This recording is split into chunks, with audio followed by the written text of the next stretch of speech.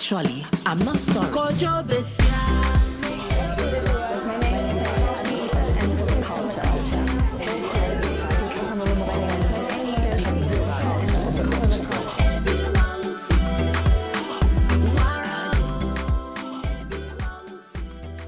When you create spaces that are safe for the vulnerable, they become safe for everyone else. My name is Dulcy, and this is For the Culture.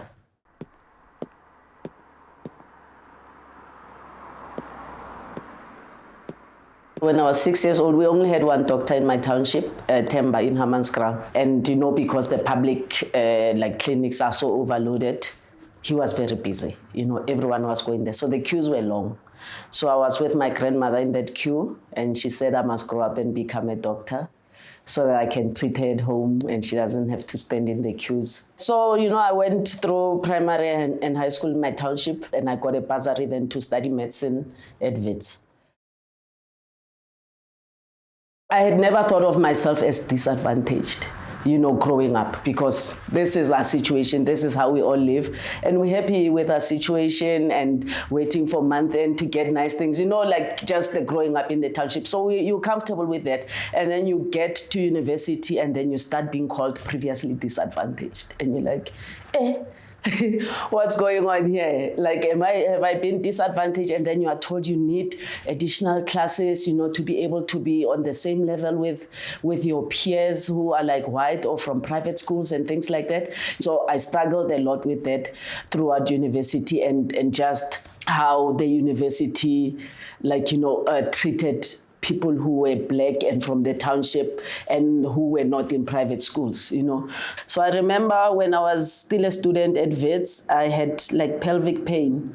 So, and as a patient, I went to, there was a doctor in Bramfontein there, so I got there and said, hey, doctor, I have pelvic pain. And then she's like, are you sure you're not pregnant? And I'm like, no, I only have sex with women. I cannot be pregnant. She's like, no, but let's test just to be sure. And then I realized, okay, we have a problem. And if I am going through this as someone who's semi-knowledgeable, what about all my other people? In the rurals, in the townships, when they go to a doctor, can they openly say, I had sex with a man, hence I am feeling pain here, as a man? Can they say that as a man, and if it's a trans patient, can they go to their doctor and say, I need help, I want to align my gender with my sex, can people do that? And you realize that they cannot. When I finally graduated and finished with my community service, seeing the community of Vryburg and Khanyesa and how they were treated by the medical services that existed around them, I endeavored to provide this service for our people and specifically list it. As we list colds and flus, we list LGBTI health so that people know that they can come and get their hormones or get whatever treatment that they need to be getting. I was the first black doctor to open a private practice in Vryburg. Just having to conscientize people around health services being safe spaces, spaces where they can be themselves, where they can talk in their language, and where they can be respected. So how we do it is by first sensitizing our employees, because not all our employees are queer. Part of the interview process involves asking this question that, are you homophobic, interphobic, and transphobic? Because if you are, you will not survive in this space. So please do tell us if you are, and so that we part ways. Yes, we see your experience and your education, but you will not be able to be the type of provider that we want you to be. And most people are not, they just lack the knowledge. Because medical school does not teach us to not be homophobic. I always say, all the other prejudices you will go to jail for or get your license taken, except this one. We allow our doctors to get away with being homophobic and nothing happens. What is Queerwell? How did you start it, and how did you recognize that need as well? All right. So Queerwell was started by the three of us. It was me, Joy, and Tsepi. And we were at the Val Pride and having drinks and having a chat.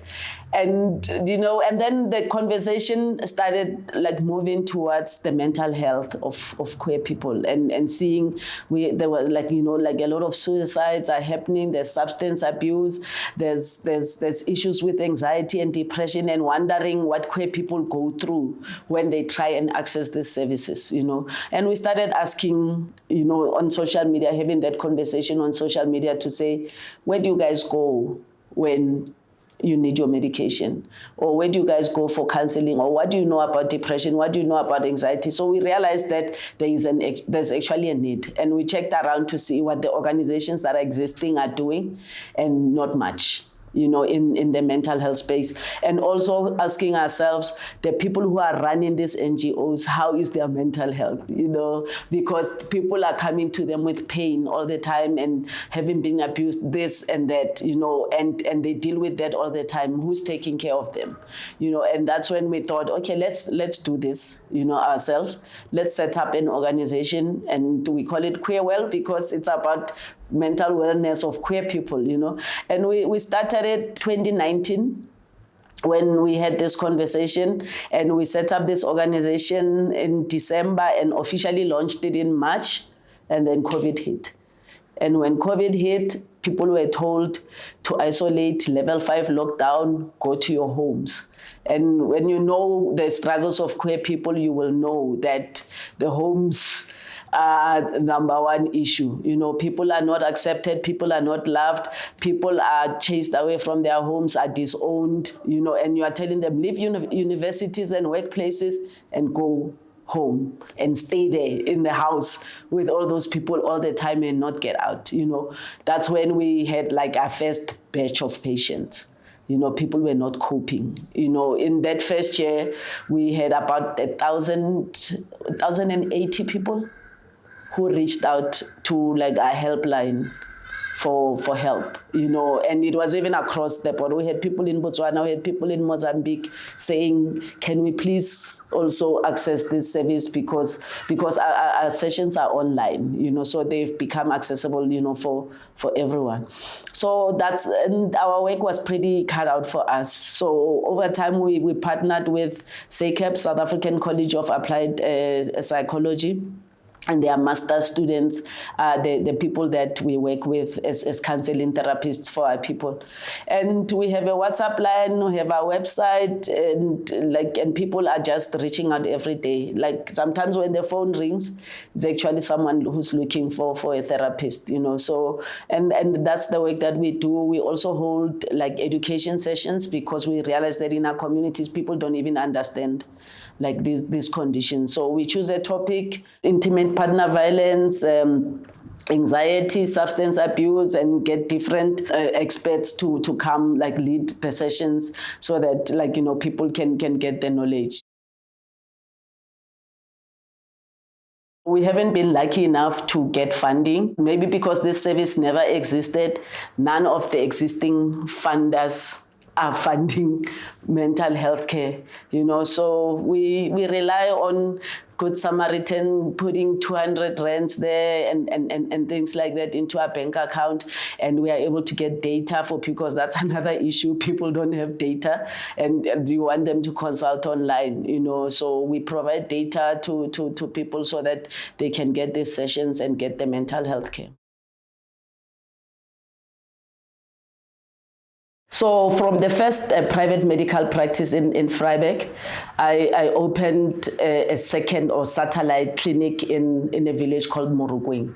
So what was happening was people were traveling from quite far to come to my practice in Vryburg, and Morokweng is quite a distance. It meant Wednesdays and Sundays I was in Morokweng, helping the people there, and then the rest of the time in the practice in Vryburg. But while at Morokweng, I realized that because of lack of economic opportunities in that village, what was happening is a lot of the men specifically would leave like the village and work in the mines, like they were working in your Carltonville, Rustenburg, those mining towns in Limpopo, very far off. And then they tend not to come home until they are sick. So when they come home, they have TB, they have HIV, there's silicosis, your mining-related lung conditions, and then they become the burden of the community. Then initially I thought, okay, then I need to open my next practice in a mining town, so that I can impact the health and wellness of the people at the mine before they go back home, So my next medical practice then was in Carletonville. And then I went on to study an MBA, so that I can get like business knowledge and understanding after opening the Carletonville medical practice. And then I got lucky to meet my first business partner was a guy called Pascal, so he had put up a post on Facebook to say, if you are a business that wants to impact your community, talk to me and let's invest in it. So I saw the post, Facebook, you're not so sure, but I reached out anyway and said, hey, this is what I do. Do you want to invest in this, And then we met, and after we met, he's like, no, I don't want to invest. I want to quit where I am and join you. So, and then he joined me, and then we initially started with what was called UK, so it was UK, like UK Medical Center, you care for your health, so you come to us, so we empower you with information that helps you make like better like health decisions, because we've always wanted to remove the responsibility of health from the doctor and place it more in the person who's actually experiencing the pain, because that person understands better what they would want to achieve, So with Pascal, we had a Park Station, like UK Park Station. We opened in Meadowlands, and we had Carletonville as well, And then we went on for a while, and we were doing great, and then investors were attracted by what we had built at the time, and then they came in, and then this became Quad Care now. So Quad, QU, it's quality, A is accessibility, and D is dignity. So that's how we believe the care should be provided to the people: quality, accessibility, and dignity. Usually when we talk accessibility, we're talking affordability, but you realize when you work in low-income communities that there's more to accessing healthcare, or the barriers are more than just the cost. It's provider attitudes. It's how far, like, the health spaces are, from people. How safe do people feel in those spaces? Sometimes you get patients, let's say men sleeping with men, who will not go to a public clinic or hospital because of how they would be treated, when they get to that space. What we've done also in our clinics now, we have the queer flag, at every corner of like all the clinics. We have 13 clinics now. All of them have like the queer flag there, because every queer person knows that flag. When they walk past, they'll know, oh, okay, I can go in here. For me, it felt good that the queer people in that area now felt safe. Mm-hmm. It's like, here's someone we can identify with, and here we can tell her this is what we're going through. Things that we wouldn't, ordinarily tell a doctor, in a hospital or a clinic. Now we can tell to this one, and she treats us with respect, and she's loving, and she's a safe space, So like establishing myself as a safe space was really, really important for me from the onset. So for me, social entrepreneurship is business with a conscience. It has to be profitable, because when it's profitable, it's sustainable, but you are solving an issue that the community is struggling with. For us, that issue is healthcare. In South Africa, for instance, less than 15% of people are on medical aid, meaning they have to take money out of their pockets to access healthcare. So how do you make healthcare accessible for those people that either cannot afford private healthcare as it is, but also the opportunity cost of going to the public clinics is too much? I cannot afford to take the whole day off to go get a headache treated at a clinic, for instance. I stand to either lose my job, or not get paid for that day, and things like that. So we say we are catering for that missing middle, the middle that cannot afford private as it is, but also cannot afford to go to public. The future of healthcare is a non-paternalistic approach to treating people. It's sitting there and empowering people with the information that allows them to make choices for themselves.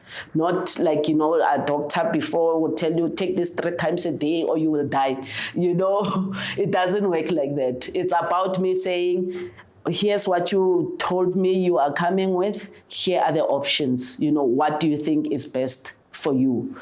Given your life, your context, your circumstances, and you then making that decision for yourself as a patient. I think that is the future of healthcare. Yes, it will come with all the nice gadgets and technology and all those things, but ultimately it is about a healthcare that puts the decision making in the hands of the patient. Because ultimately it's for a better world, a better South Africa.